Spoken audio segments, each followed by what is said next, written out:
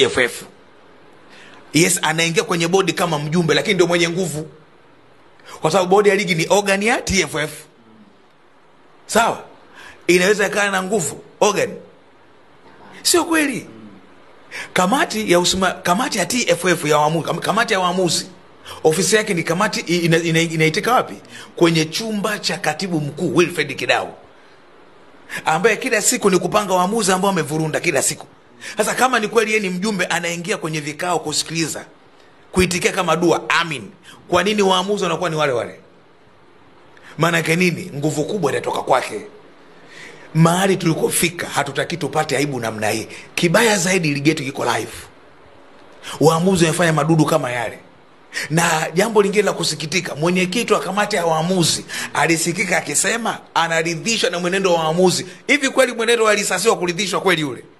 Kefa Kayombo, mwalimu mkuu, Jafet Smart na wenzake, mwenyekiti wa kamati ya waamuzi anasema tunaridhishwa? Hapana.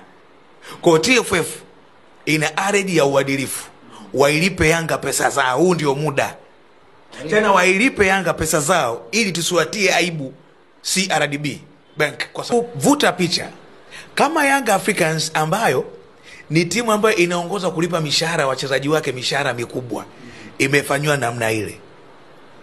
Au ndugu zangu wa Chunya, Kenny Gold, inakuwaje? Misenyi Kagera Sugar inakuwaje? Manake nini? Hii timu inahitaji kuungwa mkono katika hili jambo, ila kwa sababu Watanzania wengi tunalipelekea hili jambo kishabiki.